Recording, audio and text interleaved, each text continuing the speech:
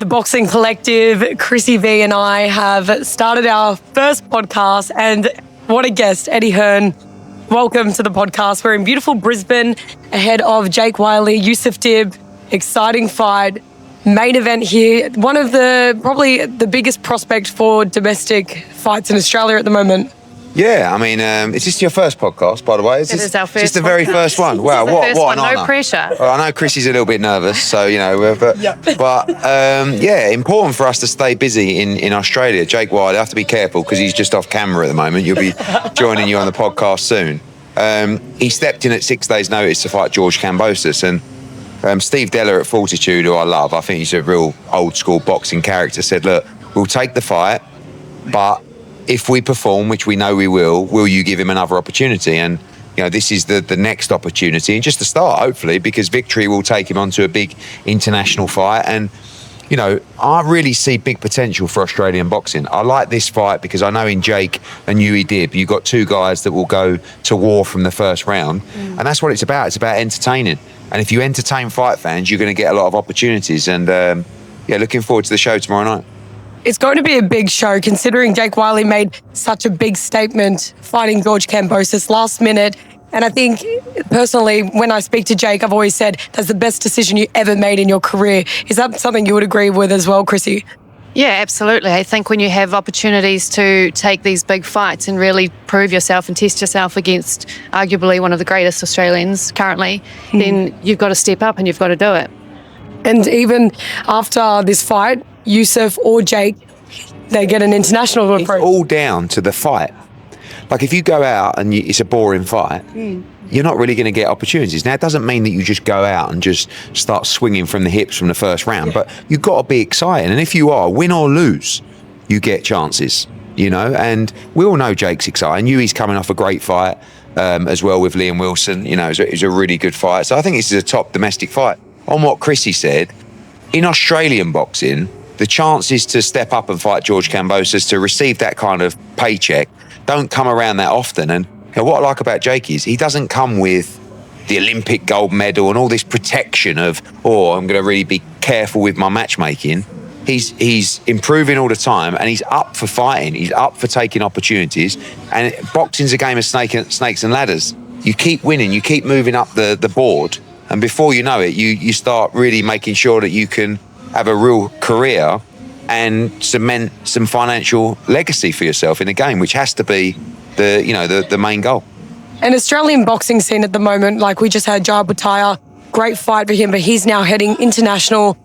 What did you think of his last fight, and where do you see Jai? You know, where do we see him heading, Chrissy, as well?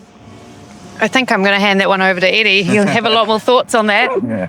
I mean, Jai, for me, is the standout pound-for-pound Australian star at the moment.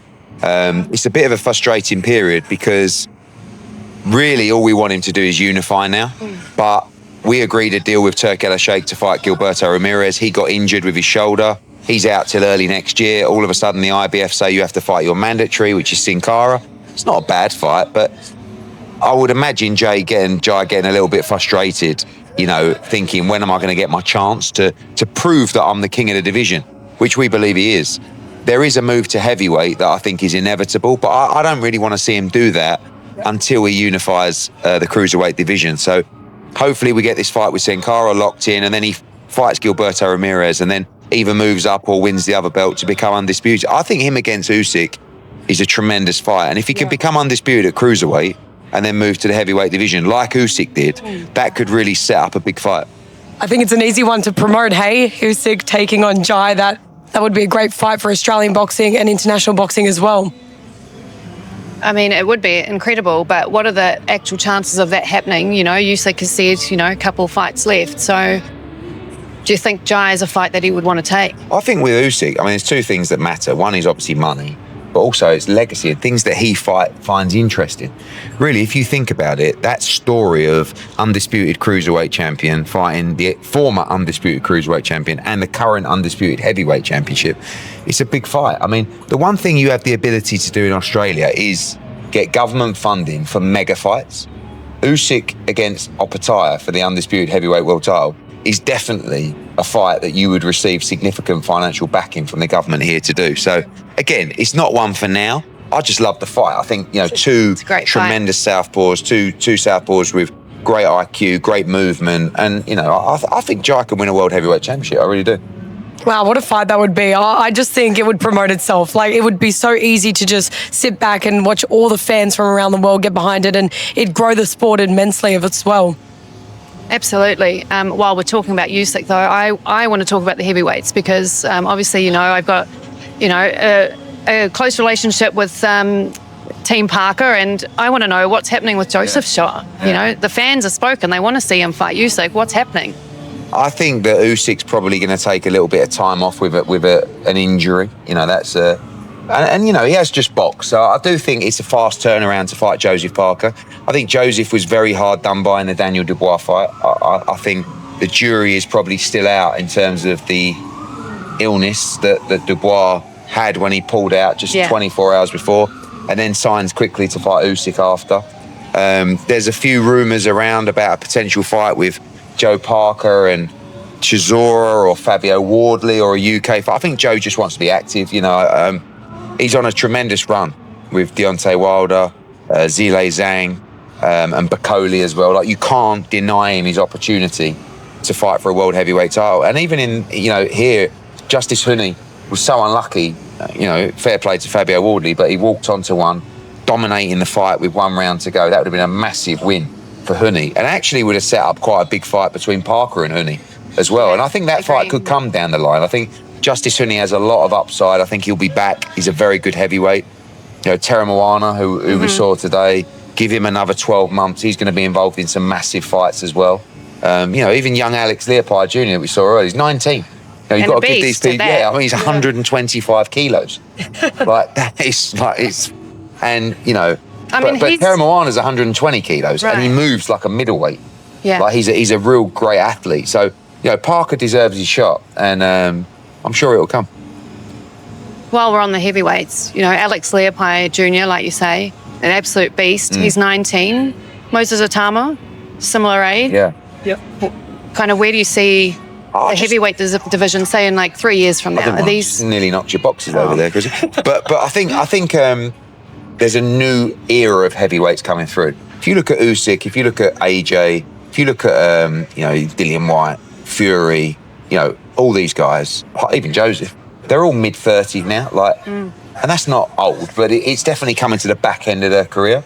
Moses looks like a phenomenal talent. It's still early days, but Teremoana's a young man. Justice Huni's only in his mid-20s. Leo Atang, a young kid we've got, just made his debut. He's 18. Alex Leopold, 19. That's the new era. And Moses is well ahead of his time, freakishly at 20. But all those young ones I'm mentioning, Justice is a bit different because he's established now.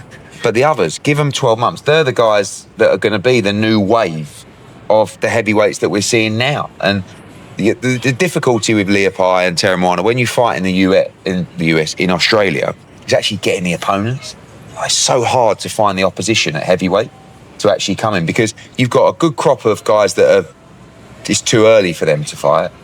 So when you're Alex Leopold, you're 19, you can't be taking risks against, Hemi, Akio, or those kind of guys.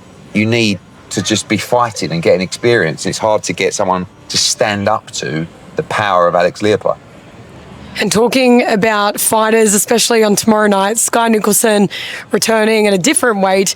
How do you think she's going to go in this new division? Really good. It's only really when you get beat, you start to break down and look at what you were doing right and wrong. She's always given 110%.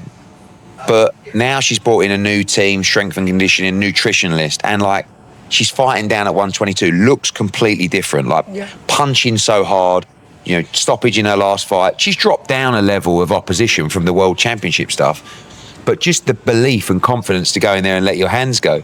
She's always been a master boxer, but in the gym, she's hurting people, she's punching hard, and it's not translating into the bright lights. Yep. Now, down a division and getting these active fights, sometimes you're not scared to practice what you've been working on, but when you're up in a level where you can't afford mistakes, you just revert to type. She had 130 amateur fights. She's Commonwealth Games gold medalist, Olympian. She can beat anybody with the skill. Yep. But what I said earlier, it's about entertainment as well. And I think people will be quite surprised with her tomorrow, how aggressive she's actually become. Because that's always been the criticism. Oh, yeah, great boxing, but it's a bit boring. Yeah. You know, and again, you can't just go in and get hit carelessly, but you have to be entertaining. And I think down at 122, you know, I think she's already one of the biggest female stars in the sport. And if she can be exciting in the ring as well, I think she can go on and be part of some big nights in Australia, you know? Well, I remember watching Skye on the Olympics on the big screen in my house, and I fell in love with the way she spoke about her brother as well. She's got such a beautiful backstory, and she's such a great idol for young women and, you know, young boys, whatever they want to watch her go through all the ranks and become the best. And I think that's something we need to aspire to in Australian boxing. Yeah, I mean, you know, you need good role models, and you know that young girls, you saw it down at Fortitude, whatever, they go up to her and they say, oh, you know, I want to be like you. And that's great. Must be a great feeling for someone to have. I think her story is really compelling. I mean, you know, she had two brothers.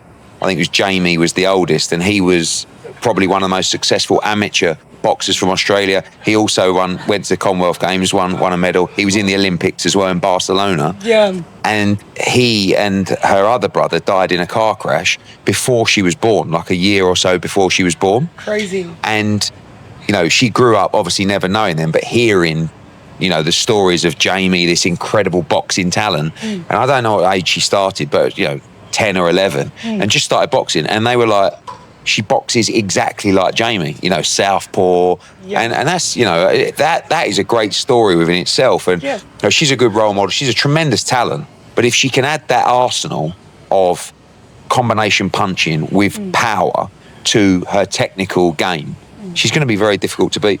And is there any other female Australian boxers that you have your eye on in the division as well? I think all around, like Shanika Johnson's obviously undisputed now. What an incredible achievement. Shay Keneally is another world champion, and Desiree, she's world champion. She's signed with MVP now as well. But even others that you know don't. You got Ebony coming back soon, you know, and like you got so many great female boxers in Australia and male boxers. Like, and when people talk about why do you keep investing in Australian boxing, because you have the talent. If you didn't, I wouldn't waste my time. Yeah, like you have a lot of world-class fighters that are hungry for the opportunity. And the female side of Australian boxing, I think it's thriving more than ever. I actually agree on that. What do you think, Chrissy? I was about to say, you aren't the only one that is really kind of keeping your eye on the women down under. Obviously, MVP have come along and they're really doing a lot in women's boxing. Do you feel like they are coming to steal all the women from Australia and from other promoters around the world? To be honest with you, like we've been investing in women's boxing ever since Katie Taylor, you know, changed my mind on it really and paved the way for the commercial side of the sport to grow. I don't think that every female fighter is marketable, and I don't think every female fight works. Exactly the same in the male code. It's like I don't think it's just a case of we're investing in female boxing. Well, we've invested in female boxing for nearly a decade, but we're investing in female boxing, female boxers that we believe in, that have a brand or we can build a brand with. I think what MVP are doing is great. I do think all female cards don't work, right? Historically, like the Netflix show with Katie Taylor and Serrano was amazing, but the numbers weren't that good. And I don't think people want to watch necessarily an all-female card. And I also think that that's not what we're after. You know, I don't think that's based on equality either. Like when I went to Katie Taylor once to do, I thought about an idea, it was about 5-6 years ago, to do an all-female card on Women's Independence Day, right? Or National, whatever it's called. We don't get one of them, but you know, so I don't want to get controversial. But on a serious note, she was like, I don't like an all-female card. Like, can't we just be on a card with men, like based on our own ability? Yep. And I really got that. I didn't think about that at the time.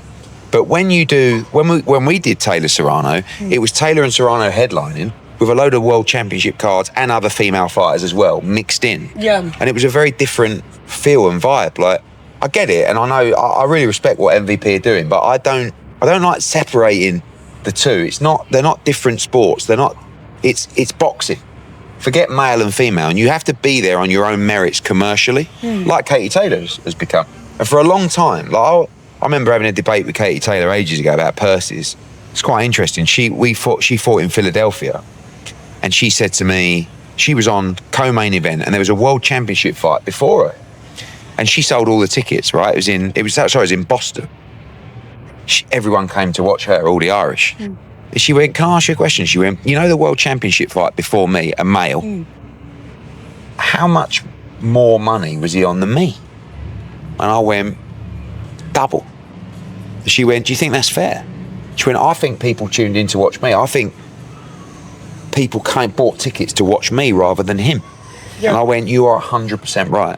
I said, but it's going to take time to get you the equality. But true equality is sitting like that with the same commercial value, right, of a male fighter, and you both getting the same money.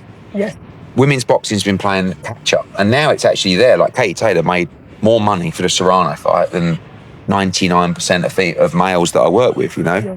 Clarissa Shields now doing big numbers on DAZN as well. Yeah. Big gates. But you know, like there's male fighters that aren't as big a draw as Clarissa who are making double what she's making. Yeah. That's actually not right. Yeah. Right. That's not equality. Yeah. So I'm mixed between just not doing female fights just because it's a good look of doing female fights. I'm not interested in that. I'm interested in doing female fights because they have commercial value. And that's the same way that we approach men's fights as well. Yeah. And that's equality. I definitely agree. I mean, it was very deep. Good answer. I actually like the idea of a main event female fight and then co-main a male fight. Yeah, but it can be anything. It doesn't, it doesn't have to be one male, one female, one male. No. It's just you build a card of good fights. Yeah. And if there's 4 women on and there's 3 men, who cares? Fights. If there's 3 men, 4, 2. It's not, I don't like, let's put a women's fight on. No. Yeah. Let's put what fight suits that card and what fight sells, and if that's a female fight, great, Like, why are we forcing it? It doesn't need to be forced too much. They've built the opportunity to perform in their own right, not because it's a good box ticked. I hate it when broadcasters go, we should do some women's sport. That's box ticking. That's not, it's not sitting there on its own value. Yeah. And that's not equality. That's just some corporate people going, it's a good look to do some. That's why England just won the Euros in the football. The numbers were massive. Yeah, that's great. So therefore, it has commercial value. It's working. Yeah. But what I don't like is them going, women's boxing is not very good, but let's do some because it's a good look. That's not how it should be. And how do you personally, as a matchroom boxing, how do you keep the fighters first and put the business second, or how do you work around business and fighters and keeping everything even? It's difficult. I mean, we have over 100 fighters, so you've got to get the mix right between investing in the fighters, obviously trying to make money as a business as well, being fair. I mean, our track record is very good with fighters, and that's really important to us. Our reputation, our integrity, and we were lucky enough to build a big global business, and there is a lot of investment that go into fighters. Fighters don't really understand, and it's not their job to understand, but there is a lot of work and a lot of money that goes into building a fighter. And by the way, it's a very tough job. So not looking for violins or anything, but at the same time, there's a method and a structure to it. Yeah. But every fighter is different. Again, go and talk about Jake, who's standing over. Jake's at the point now where he's up for being in good competitive fights. You've got to make money, you've got to pay the bills, you've got to build a future, but you also know that a good win puts you in a great, and I said, like boxing, snakes and ladders. You keep going up the ladders, every now and again you get bit and you just fall down a couple, and then you have to go again, and you have to navigate, and that comes through winning. Definitely. And I want to talk about as well, the UFC just signed a new deal, Paramount Plus. What do you think of that, with pay-per-view gone? And was it 7.7 billion? I mean, some of us have to work a whole month for that. I mean, that's a whole month. But no, and honestly, I think it's a great company. UFC's built a brilliant brand. Pay-per-view is always a subject that gets the froth of anger going from fight fans across the sports. And I think one of the problems with Australian boxing is most stuff is behind a paywall. So, you look at Nikita Tszyu fighting the other night, it's on pay-per-view. He's a great young fighter, but no one's watching. No. And it's not the promoter's fault, it's the broadcasters saying, we don't want to invest in regular boxing shows and pay money, but if you want to put it on pay-per-view, that's fine. Yeah. That way you can't build a fighter. You've got to showcase them in front of the biggest audience possible. And but some broadcasters like the pay-per-view model. And at least it allows boxing to continue. And, but for me, really, I want the broadcaster just be trying to build the fighter, and putting it behind a paywall is difficult to do. I mean, and leading into that, you've got people like Ben Shalom, who's just done the BBC deal. You've got Riyadh Season talking about no pay-per-views at all.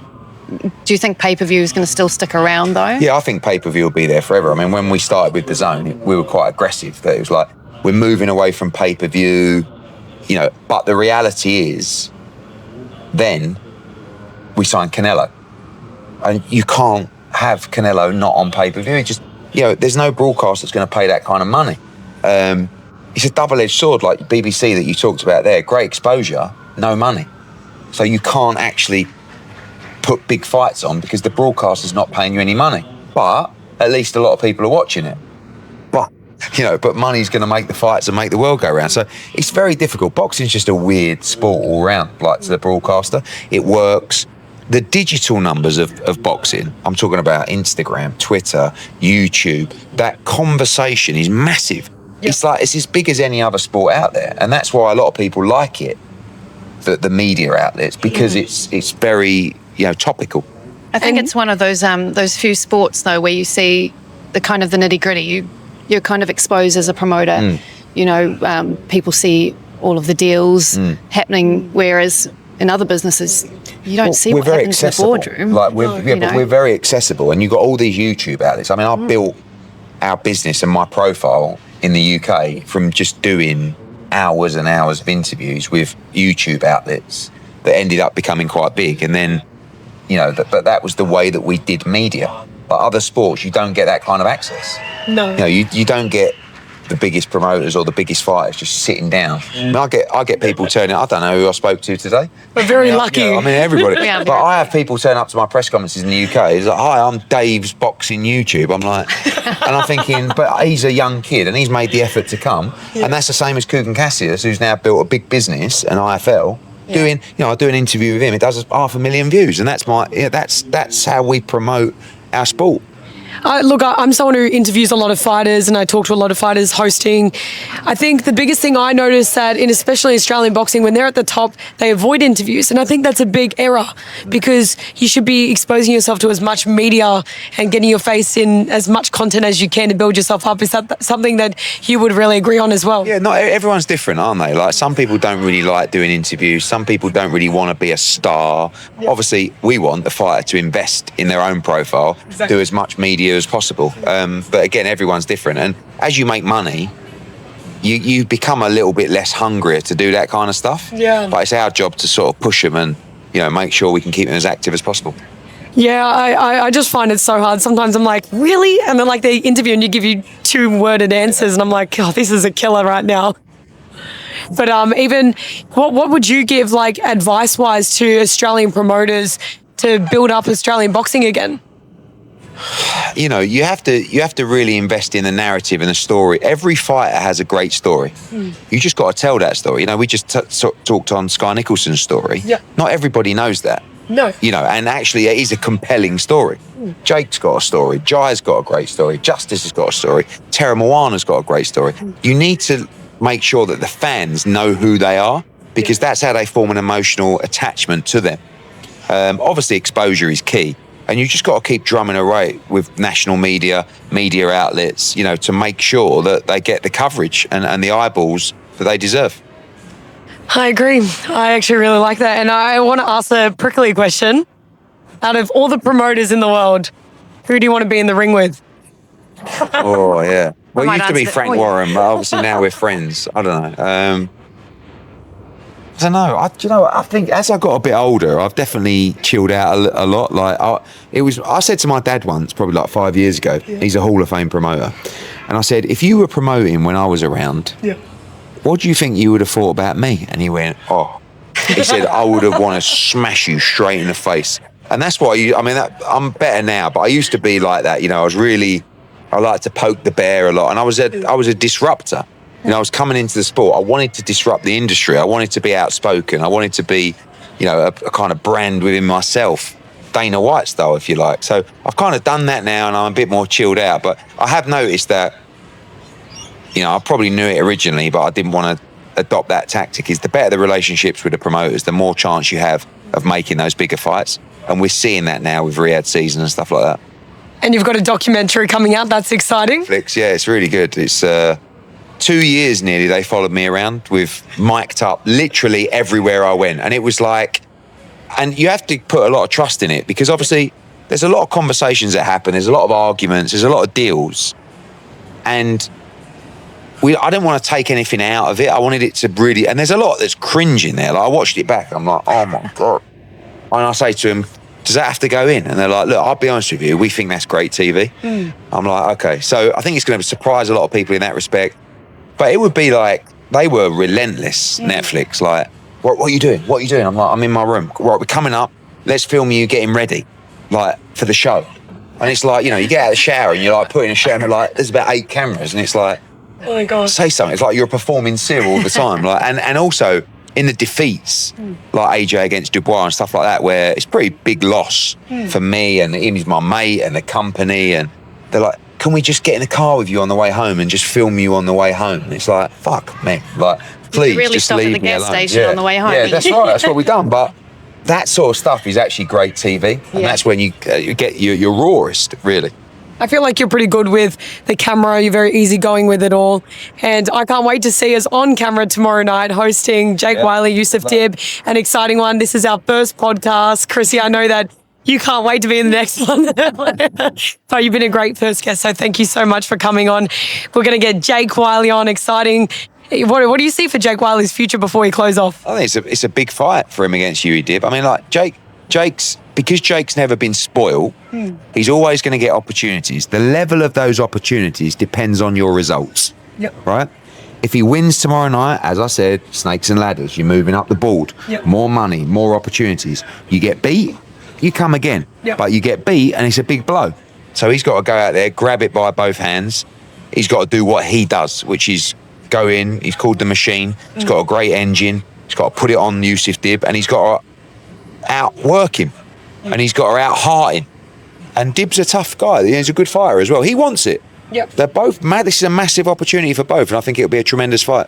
Well, I'm looking forward to it. I know you are, Chrissy. Very much so. I can't wait. And I can't wait to have, we'll see this podcast. Hopefully we'll talk to you in the next few months or years, and Thank you. we'll see how it goes. Don't touch our boxes, please.